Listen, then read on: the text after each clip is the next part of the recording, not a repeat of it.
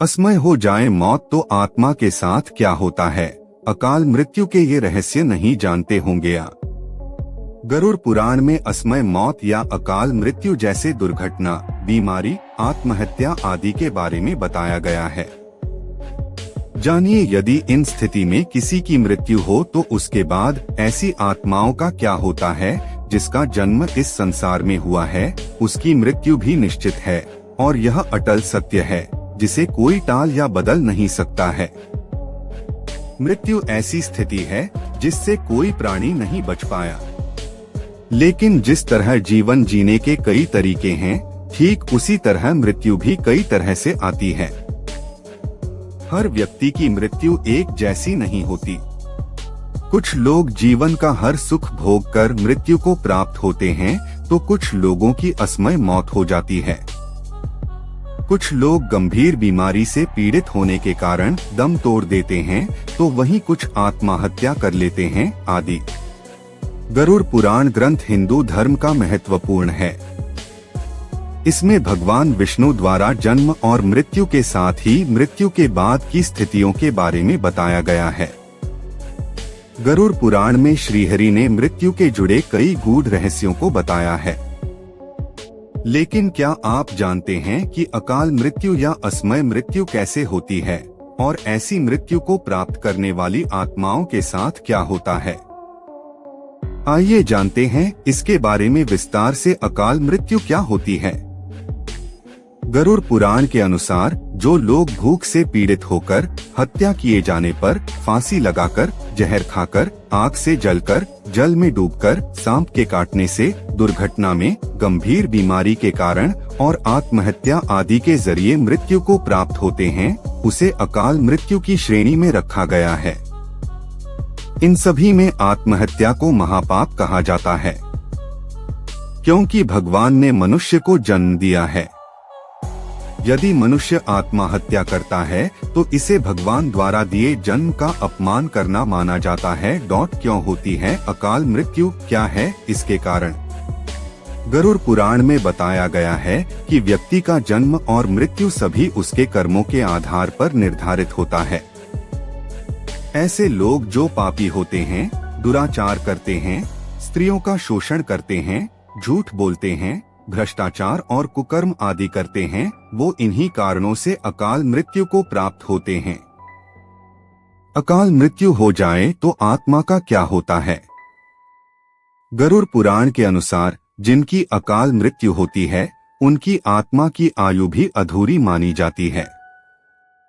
यानी ऐसी आत्माओं का जीवन चक्र पूरा नहीं होने पर इनकी आत्माओं को स्वर्ग या नरक कहीं भी स्थान नहीं मिलता और ये भटकती रहती हैं। यदि किसी पुरुष की अकाल मृत्यु होती है तो उनकी आत्मा भूत, प्रेत, पिशाच, कुष्मांडा, ब्रह्मराक्षस, बेताल और क्षेत्रपाल योनि में भटकती है। वहीं यदि स्त्री की अकाल मृत्यु हो जाए तो इनकी आत्मा अलग अलग योनि में भटकती है।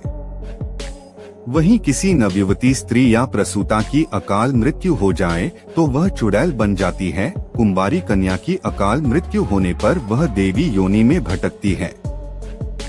ऐसा गरुड़ पुराण में बताया गया है। मृत्यु के कितने दिन बाद आत्मा को मिलता है नया शरीर, कैसे होती है सद्गति, यहाँ जानें। गरुड़ पुराण को सद्गति दिलाने वाला ग्रंथ माना गया है, इसलिए इसे मृत्यु के बाद पढ़े जाने का विधान है। गरुड़ पुराण में मृत्यु और मृत्यु के बाद की स्थिति के रहस्यों के बारे में बताया गया है। हिंदू धर्म में गरुड़ पुराण को महत्वपूर्ण ग्रंथ माना गया है, इसलिए इसे 18 महापुराणों में विशेष स्थान प्राप्त है। आमतौर पर गरुड़ पुराण का पाठ तब किया या कराया जाता है जब घर पर किसी परिजन की मृत्यु हो जाती है। गरुड़ पुराण के अधिष्ठाता श्रीहरि विष्णु हैं। भगवान विष्णु ने अपने वाहन पक्षीराज गरुड़ को जन्म, मृत्यु और पुनर्जन्म के संबंध में कई गूढ़ रहस्यों के बारे में बताया है। भगवान विष्णु और गरुड़ के बीच हुई वार्तालाप की इसी श्रृंखला को गरुड़ पुराण कहा जाता है। गरुड़ पुराण में जन्म, मृत्यु, पाप पुण्य, सद्गति, कर्म, स्वर्ग नरक, पुनर्जन्म आदि के बारे में विस्तार पूर्वक चर्चा की गई है। साथ ही इसमें बतलाया गया है कि आखिर क्यों किसी की मृत्यु के बाद गरुड़ पुराण का पाठ जरूरी होता है और आत्मा को इससे क्या लाभ मिलता है। आइए जानते हैं इसके बारे में। आत्मा को कितने दिन बाद मिलता है नया शरीर। गरुड़ पुराण के अनुसार मृत्यु के बाद आत्मा तत्काल ही नया शरीर धारण कर लेती है, यानी आत्मा का दूसरा जन्म हो जाता है। लेकिन ऐसा सभी आत्माओं के साथ नहीं होता है। कुछ आत्माओं को दूसरा शरीर धारण करने में 3 तो किसी को 10 से 13 दिन भी लग जाते हैं, तो किसी का दूसरा जन्म 1.25 महीने बाद भी होता है। तो वहीं कुछ आत्माएं ऐसी भी होती हैं जिन्हें प्रेत बनकर भटकना पड़ता है।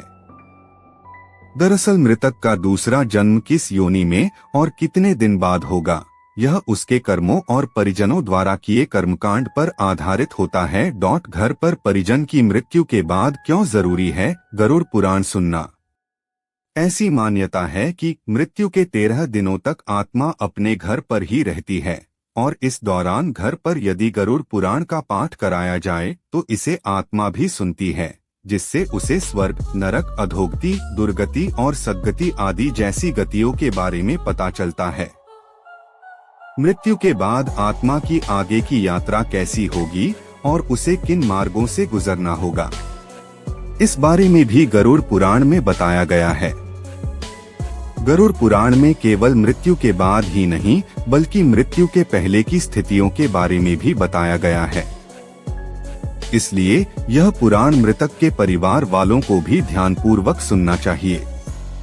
गरुड़ पुराण ऐसा ग्रंथ है जो भक्ति, पुण्य कर्म व सत्कर्मों को करने के लिए प्रेरित करता है। इसे सुनने से और इसमें बताई गई बातों का आत्मसात करने से मृत्यु पश्चात मुक्ति का मार्ग प्राप्त होता है। अधिक जानकारी जानने के लिए हमारे चैनल को लाइक, सब्सक्राइब और शेयर जरूर करें। पूरा वीडियो देखने के लिए धन्यवाद।